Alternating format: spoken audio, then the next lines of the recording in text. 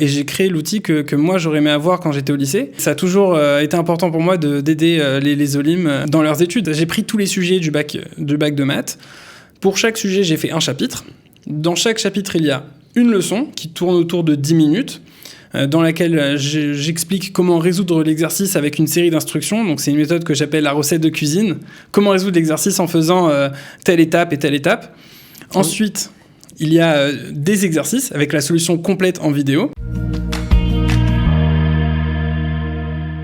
Et nous avons le plaisir d'accueillir tout de suite Ronnie Sidbon qui a créé une plateforme en ligne pour vous permettre de passer le bac en maths, le bac israélien de maths, et bien en français. Un programme très ambitieux et apparemment qui va aider énormément de lycéens. Ronnie Sidbon, bonjour, bienvenue. Bonjour, merci beaucoup. Alors, quelle idée d'avoir mis en ligne tout le programme de maths de certaines classes, pas toutes les classes. C'est ça. Pour l'instant, Yud et Yud Aleph, 4 et 5 Yechidot. Ça veut dire seconde et première. C'est ça.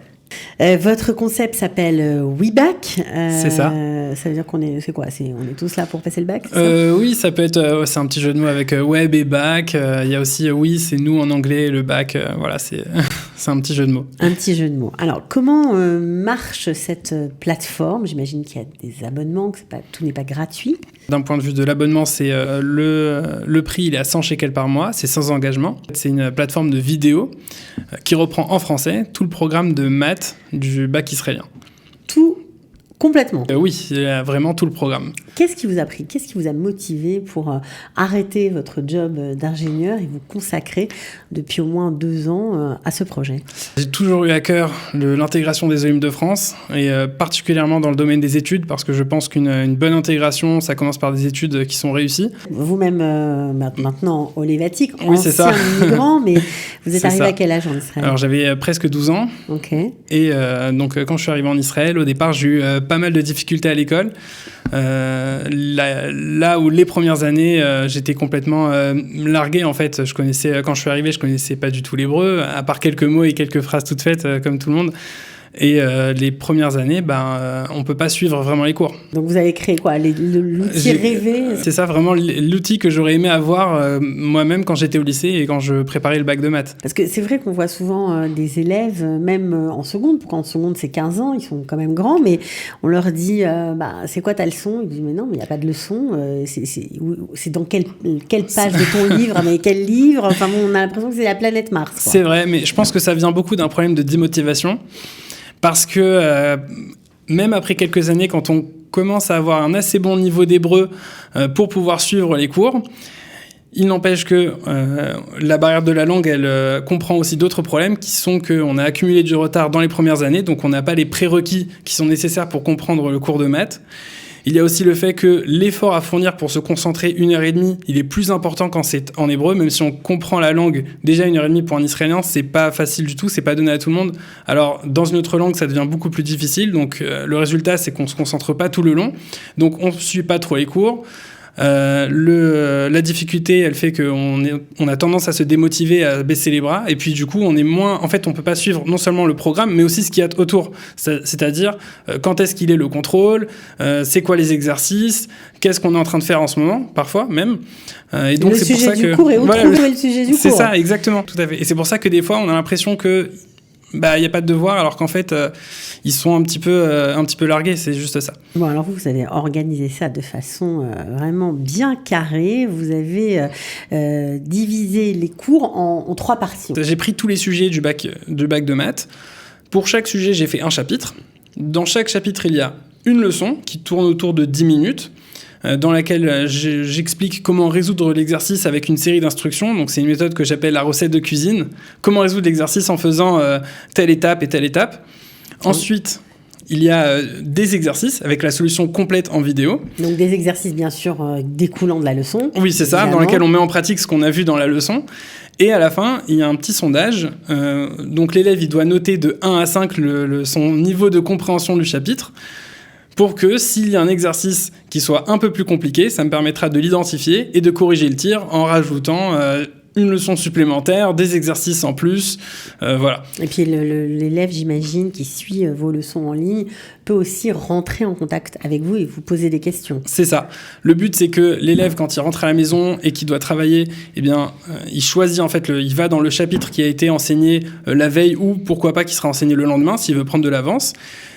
Donc ensuite qu'il fasse le cours, qu'il prenne les notes qu'il faut prendre et ensuite qu'il fasse l'exercice. Et s'il a des questions, il y a un espace commentaire pour chaque vidéo dans laquelle il peut écrire sa question et pour laquelle je répondrai ensuite. Une question qui m'intrigue, c'est que vous donnez tous ces cours-là en français alors que votre but, c'est vraiment d'intégrer ces nouveaux immigrants, de leur permettre de réussir. Alors pourquoi avoir choisi de faire tout ça en français ?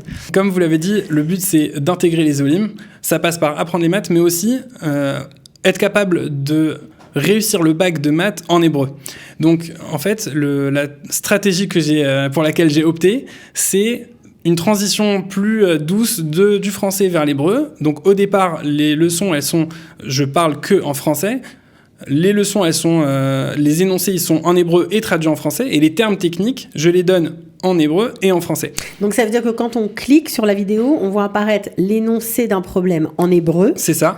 On vous entend le traduire en français. Alors, en Kita Yud, on voit l'énoncé en hébreu et on le voit aussi en français, à l'écrit, avant même de lancer la vidéo. Et en Yud Aleph, c'est ça, il ne reste plus que l'énoncé en hébreu pour que progressivement, en fait, il puisse s'habituer à l'hébreu. Mais dans la vidéo, j'explique quand même la question et je la traduis en français. Donc c'est vraiment un gros effort pédagogique pour amener les élèves à réussir. C'est vraiment votre motivation. C'est fou parce que vous en êtes quand même pas mal sortis. Vous voulez éviter la galère aux autres ? Je m'en suis pas mal sorti, mais même après 4-5 ans d'Alia, j'avais quand même des difficultés et j'ai créé l'outil que moi j'aurais aimé avoir quand j'étais au lycée. Et ça a toujours été important pour moi d'aider les OLIM dans leurs études. J'ai donné des cours particuliers pendant plus de 5 ans de maths et de physique à des OLIM principalement. J'ai vu que les difficultés que moi j'avais eues, c'était pas juste pour moi, c'était le cas pour tout le monde. Et j'ai vraiment voulu trouver un moyen de les aider. Et créer pour ça un outil sur mesure. Donc c'est franchement tout à votre honneur. Alors vous nous avez dit que le prix était somme toute très raisonnable, 100 shekels par mois. C'est un abonnement donc mensuel qui donne droit à quoi exactement ?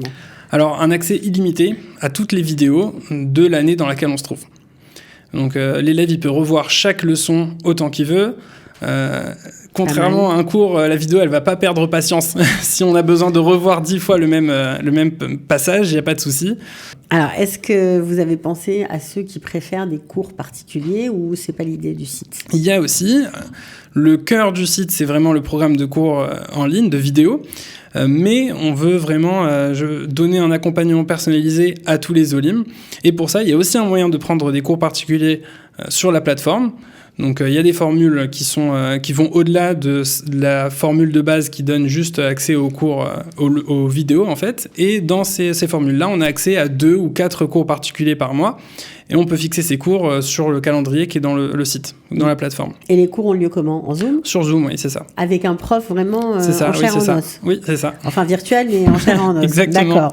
Vous avez lancé votre très beau projet il y a très peu de temps, je crois, ça, c'est 3 semaines. C'est ça, oui, 3 semaines, un mois, ouais, c'est ça. Donc, on peut évidemment redonner l'adresse du site, c'est www.weback.thinkif.com et je vous rassure, vous pouvez simplement taper sur Google WeBack et vous aurez accès tout de suite au site. Alors, évidemment, vous nous parlez de Yud Aleph. Quid de Yud Bet ?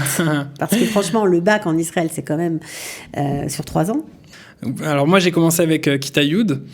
J'ai continué avec Yud Aleph et mon but, c'est vraiment de réussir à aider le maximum d'élèves, aussi en Yud Bet, de m'étendre sur toutes les Echidot et pourquoi pas, sur le long terme, sur d'autres matières aussi. Ah oui, donc on risque de trouver WeBack dans toutes les matières.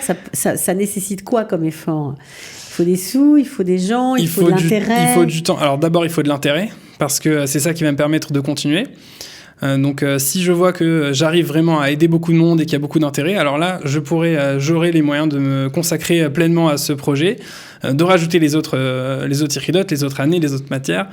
Alors, ça veut dire quoi ? L'anglais, l'histoire, les matières juives aussi Pourquoi pas.